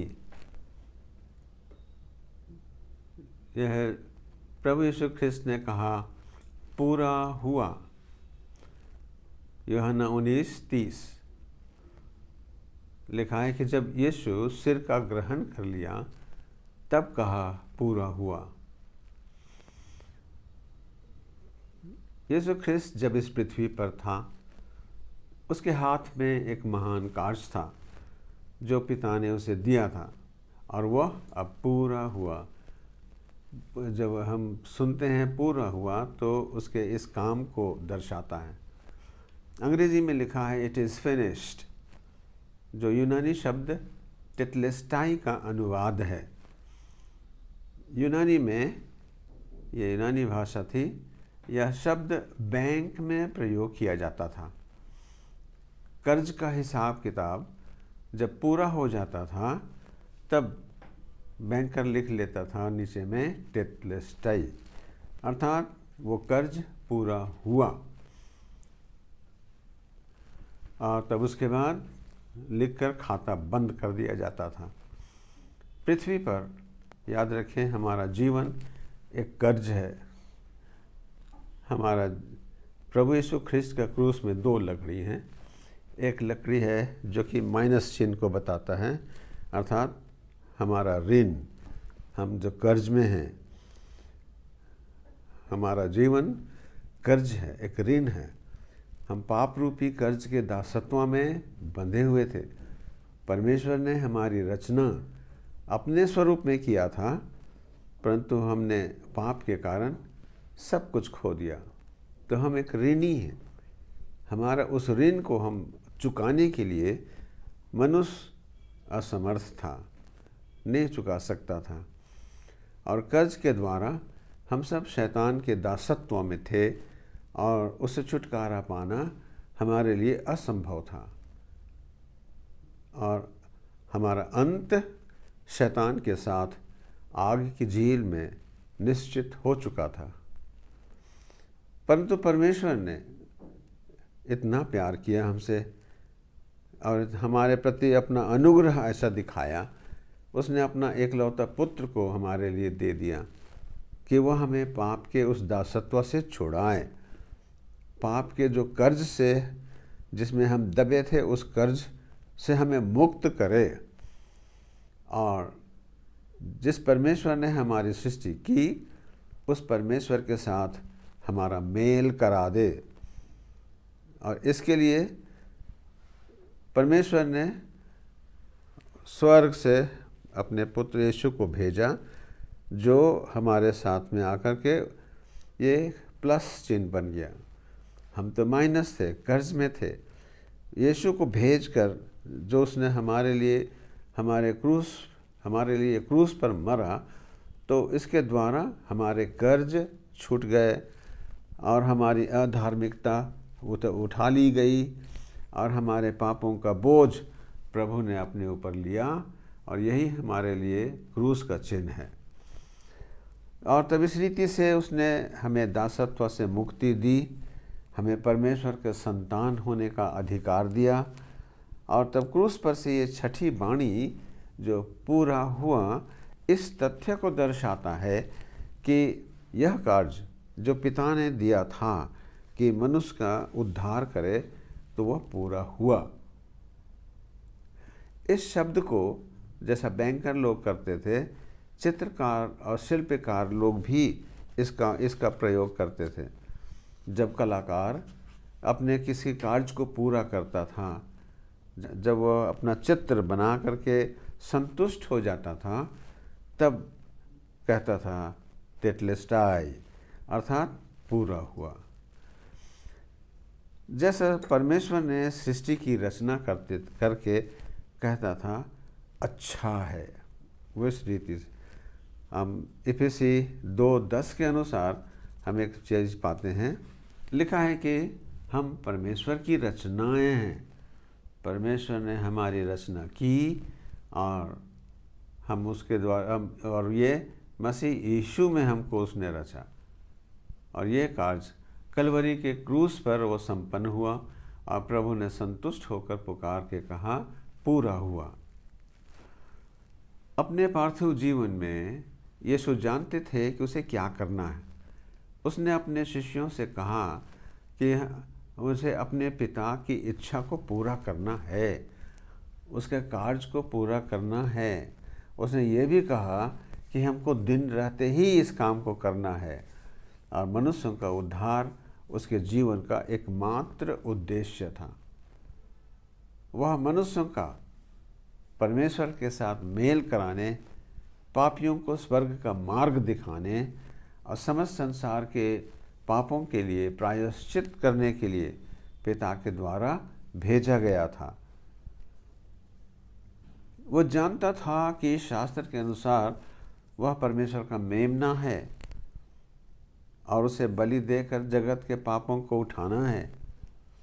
उसने अपनी मृत्यु के पूर्व रात्रि में पिता से प्रार्थना करते हुए कहा था, जो कार्य है पिता तूने मुझे करने को दिया था, मैंने उसे पूरा करके तेरी महिमा की। और फिर क्रूस पर अपना प्राण त्यागने के पूर्व एक विजेता की आवाज़ में वो पुकार उठता है, पूरा हुआ।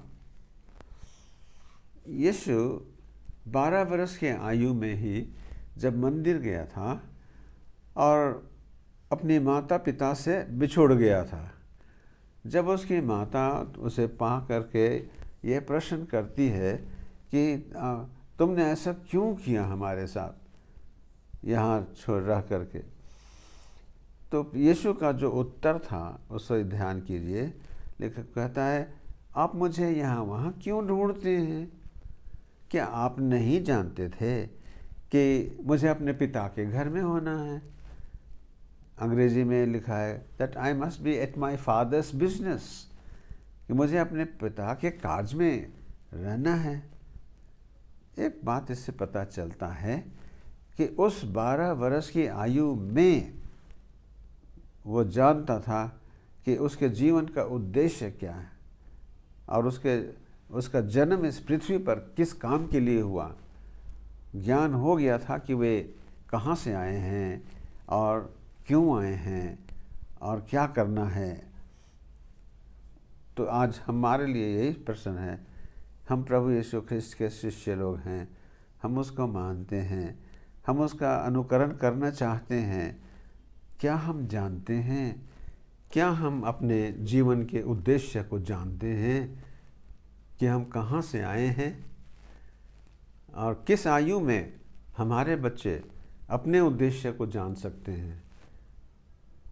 हम बाल्यपन से लेकर बढ़ते बढ़ते बढ़ते हमारी जीवन यात्रा इस रीति से आगे बढ़ती है, लेकिन क्या हमें मालूम है कि हमारा लक्ष्य क्या है? हम कहाँ से आए हैं और कहाँ जा रहे हैं, कहाँ जाते हैं? किसी व्यक्ति की जीवनी उसकी मृत्यु के बाद ही लिखी जाती है, लेकिन प्रभु यीशु ख्रिस्त के जीवन वृतांत उसके जन्म के पूर्व ही लिखी गई थी। और पवित्र शास्त्र की किताबों में और भविष्यद्वक्ताओं की किताबों में यीशु ने अपने जन्म, अपने कार्य, अपने जीवन की सारी बातों को पढ़ा। उसने पवित्र शास्त्र से ही अपने जीवन के उद्देश्य को जाना। उसने जान लिया कि उसकी मृत्यु किस रीति से होगी और फिर उसके बाद महिमा में पुनरुत्थान का वर्णन भी पाया। और वह अपने जीवन की जो रूपरेखा तैयार की हुई पाया, उसी पर वो आगे बढ़ा और उसके जीवन की यात्रा में अंत तक स्थिर रहा। क्रूस पर मृत्यु के पूर्व जब उसने कहा पूरा हुआ, तब उसके मन में प्रमुख विचार जो था वो ये कि प्राचीन धर्मशास्त्र में उसके विषय में जो भविष्यवाणियाँ लिखी गई थी सब पूरी हुई। जो कार्य पिता ने उसके लिए ठहराया था पूरा हुआ। उसने अपनी शक्ति की एक एक बूंद और अपने समय का प्रत्येक क्षण पिता के द्वारा दिए हुए कार्य के लिए अर्पित कर दिया। वह परमेश्वर के लिए मनुष्यों के साथ काम किया और मनुष्यों के लिए परमेश्वर के साथ। यह विचार कि वह परमेश्वर का कार्य था, ये बहुत विशेष बात है। सदैव वह उसके जीव में रहते थे, हमेशा बोलता रहता था कि पिता का काम है, पिता के काम हमें करना है, हाँ, पिता ने मुझे भेजा है ये काम करने के लिए। इस प्रकार तो ये जो चेतना है, यही चेतना उसको प्रेरणा देती थी और तब वो काम में फंसा रहता था और पिता के साथ हमेशा उसका संबंध बना रहता था। वह कहता था कि जिसने मुझे भेजा उसके काम दिन ही दिन में करना है, रात आने वाली है जब कोई काम नहीं होगा, और तब पिता का कार्य ही उसका भोजन था। जिस तरह प्रभु यीशु ने अपने जीवन का उद्देश्य एवं कार्य पवित्र शास्त्र से पाया, पवित्र शास्त्र में पढ़कर अपने जीवन के उद्देश्य को जाना, इस जीवन में क्या काम करना है, सो जाना इत्यादि, बाइबल हमें सिखाती है कि हमारे जीवन के लिए भी परमेश्वर की क्या इच्छा है और कि हमारे लिए उसने क्या कार्य रखा है, ये सब पवित्र शास्त्र से ही हमको पता लगेगा। याद रखें, हमने अपनी सृष्टि स्वयं नहीं की है, हमने अपनी सृष्टि स्वयं नहीं की, और इसलिए हम कभी नहीं जान सकते हैं अपने से कि हमारी सृष्टि का अभिप्राय क्या है। हमारा सृजनहार जिस अभिप्राय से हमको बनाया और जिस कार्य के लिए हमारी सृष्टि की, वह हम उसके द्वारा ही हम पा सकते हैं, और वो अपने वचन के द्वारा प्रकट करता है। तो जब हम शास्त्र पढ़ते हैं तब अपने जीवन के विषय में एक दो बात हम विशेष जानते हैं कि जीवन एक दौड़ है जिसे हमको दौड़ना है। हर एक रोकने वाली वस्तु, उलझाने वाले पाप, सबको दूर करके हमको उस दौड़ में धीरज से दौड़ते रहना है।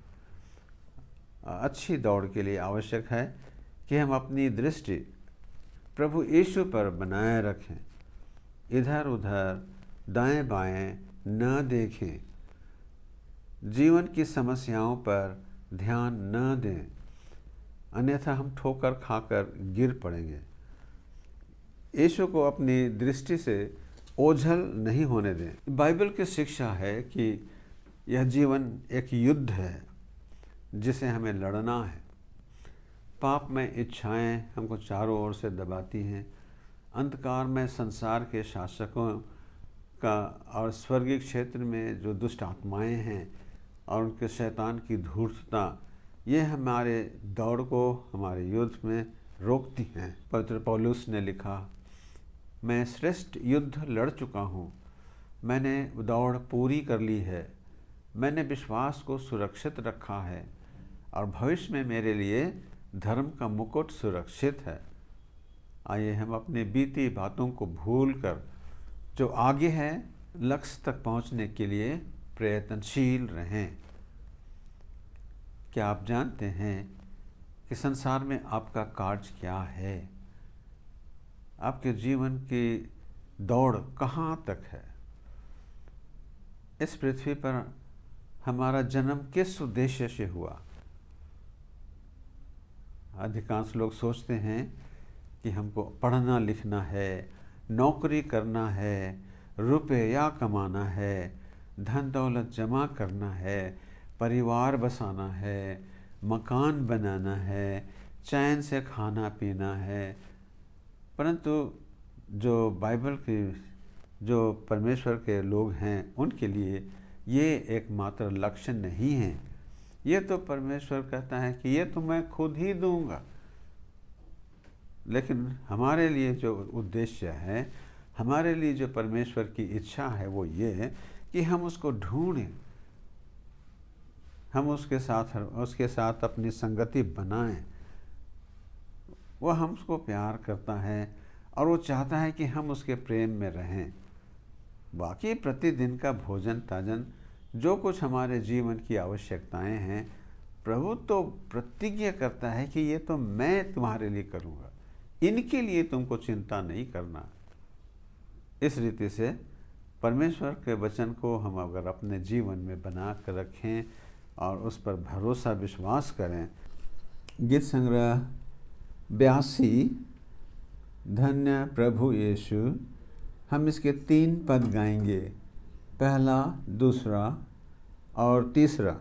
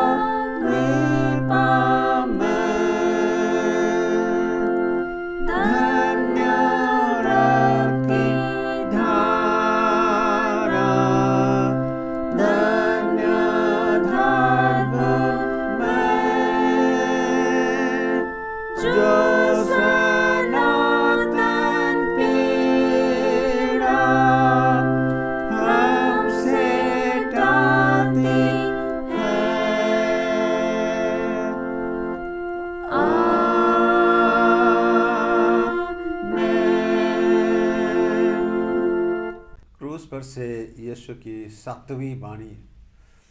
हे पिता, मैं अपनी आत्मा तेरे हाथ में सौंपता हूँ।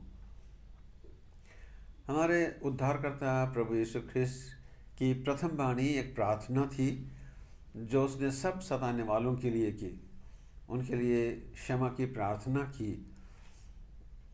यीशु की अंतिम वाणी भी एक प्रार्थना थी जो उसने अपने लिए की। पहली प्रार्थना दूसरों के लिए और अंतिम प्रार्थना अपने लिए। भयानक कष्ट और पीड़ा के दबाव में भी कोई व्यक्ति इस तरीके से परोपकारी कैसे हो सकता है, ये हमारे सोच और वर्णन से बाहर की बात है। पिता के पास से प्रभु यीशु जो स्वर्ग से पिता के पास से आया था, केवल आपके लिए, मेरे लिए, वो हमें परमेश्वर से मिलाने के लिए आया था। क्रूस पर उसने हमारे पापों की क्षमा निश्चित कर दी। सब पश्चातापी पापियों के लिए स्वर्ग का द्वार खोल दिया और जब तक हमें इस पृथ्वी पर रहना है तब तक के लिए एक सहायक भी दे दिया। अब वो अपने पिता के पास, हमारे पिता के पास वो जाने का समय आ गया। उसने पिता की ओर ध्यान करके कहा, हे पिता, मैं अपना आत्मा तेरे हाथ में सौंपता हूँ। यीशु के शत्रुओं ने सोचा कि उन्होंने उसका प्राण ले लिया, परंतु वे गलत थे। यीशु ने कहा था, कोई मेरा प्राण मुझसे छीन नहीं रहा, वरन मैं स्वयं दे रहा हूँ। मुझे अपना प्राण देने का अधिकार है और उसे पुनः लेने का भी अधिकार है। यीशु ख्रिस्त क्रूस पर अपने मृत्यु के द्वारा हमें बहुत कुछ सिखलाता है। मरना सीखना ये मनुष्यों के लिए एक बहुत बड़ी उपलब्धि है और ये ख्रिस्त की मृत्यु के अतिरिक्त और किसी और अन्यत्र अच्छी तरह से नहीं सीखी जा सकती। यह अंतिम वाणी, हे पिता, मैं अपनी आत्मा तेरे हाथ सौंपता हूँ, ये अंतिम वाणी विशेष रूप से हमें सिखाती है कि कोई विश्वासी को किस रीति से अपने जीवन की अंतिम सांस लेना चाहिए। फिर भी यदि हमें सीखने की इच्छा हो और ललक हो तो हमें और भी अधिक इस पर शिक्षा मिलती है, क्योंकि उसमें न केवल मरने की परंतु जीवन जीने की भी शिक्षा है। प्रार्थना देखिए सब समय के लिए उपयोगी है और परंतु कुछ ऐसे अवसर हैं जबकि वो विशेष रूप से उपयोगी होता है। उदाहरण के लिए, जब हम रात्रि में सुनसान पर में जब सोने जाते हैं तब हम सब लोग प्रार्थना करते हैं। विपत्ति के समय जब जहाज सागर में डूब रहा हो, यात्रियों से भरी बस जब बाढ़ में पुल पर रुक गया हो, जब इस रीति से बड़ी संख्या में लोगों की अचानक मृत्यु से मुठभेड़ हो जाती है, तब एक अत्यंत सम्मोहक प्रेरणा है जो मनुष्य को घुटनों पर झुका देती है। यह मृत्यु शैया पर जब आदमी मरने पर रहता है उस समय अधिक होता है। उस समय हम ज़बरदस्ती अपने सब सांसारिक वस्तुओं से विदा लेते हैं। उस समय हमें आभास होता है कि मनुष्य जैसा नंगा आता है वैसा नंगा चला जाता है। जो कुछ वो पकड़ के रह सकता है तो वह केवल उसका परमेश्वर। इस रीति से प्रार्थना स्वाभाविक होने पर भी केवल उन्हीं के लिए स्वाभाविक है जिन्होंने पहले प्रार्थना की है। हर यहूदी माँ अपने बच्चे को सोते समय बोलना सिखाती थी, मैं अपनी आत्मा तेरे हाथ सौंपता हूँ। ये वचन भजन 31 उसके 5 से है। हे पिता, ये शब्द हर यहूदी माँ अपने सिखाती थी कि मैं अपना आत्मा तेरे हाथों में सौंपता हूँ। यीशु मसीह के मुख से जो हे पिता शब्द निकलता था, ये उसके होंठ और जीभ में हमेशा रहते थे, कोई भी प्रार्थना के लिए। उसने शिष्यों को भी जब सिखाया प्रार्थना करने के लिए तो यही सिखाया कि हे हमारे पिता बोलना। जिस रीति से कंपास का सुई उत्तर दिशा की ओर मुड़ती है, उसी प्रकार प्रभु यीशु पिता से प्रार्थना करने के लिए बार बार मुड़ता रहता था। यदि हम चाहें कि मृत्यु के पूर्व हमारे आखिरी शब्द भी प्रार्थना के हों तो हमें प्रतिदिन प्रार्थना करनी चाहिए। ऐसा न हो कि हमारी अचानक ही मृत्यु हो जाए। बहुत बार ऐसा होता है कि अचानक मृत्यु आ जाती है और हमें प्रार्थना करने का अवसर भी नहीं मिलेगा। हे पिता, मैं अपनी आत्मा तेरे हाथों में सौंपता हूँ। याद रहे, हम वास्तव में आत्मिक प्राणी हैं और कुछ ही समय के लिए हमें यह मांस, हड्डी, लहू का बना हुआ शरीर दिया गया है। यह मात्र मिट्टी है जो मिट्टी में मिल जाएगी और हम जो असली आत्मा हैं, हम स्वर्ग में परमेश्वर के पास लौट जाएंगे। हमारी आत्मा एक बहुमूल्य मोती की तरह है। यदि हम जीवन के सब दिन केवल अपने शारीरिक बातों में फंसे रहें, शरीर की सेवा में ही अगर हम व्यस्त रहें कि रुपया एकत्र करना है, मकान बनाना है, और इन्हीं सब बातों में अगर हम जीवन गुजार दें और अपने आत्मा पर ध्यान न दें तो शैतान इसे आसानी से हमारी आत्मा को चुरा ले सकता है। हम दुनिया की धन दौलत, शान शौकत तो पाएंगे, परंतु संसार छोड़ते समय हम अपनी आत्मा को नरक में शैतान के हाथों में पाएंगे। प्राचीन भाषा में एक मंत्र था जिसके उच्चारण से बहता हुआ खून रुक जाता था। एक ओझा स्त्री थी जो इस मंत्र के शब्दों को प्रयोग में लाती थी और बहुत धन जमा की थी, बहुत नाम कमाई थी। उसके मरने के बाद उसके इस मंत्र को इंग्लैंड के विशेषज्ञों ने अनुवाद इस प्रकार से किया: O master, stop the flow of blood and take his as well as mine, take his soul as well as mine. है ना, हे गुरु, खून का बहना बंद कर दीजिए और बदले में उसकी और मेरी आत्मा को भी ले लीजिए। यह हमारे ऊपर है कि हम अपनी आत्मा परमेश्वर को सौंपते हैं या शैतान को। अगर हम किसी को नहीं सौंपते हैं तो शैतान तो खुशी से उसे ले ही लेगा। कई लोगों ने प्रश्न पूछा, क्या मृत्यु के उपरांत मनुष्य के लिए कोई आशा है?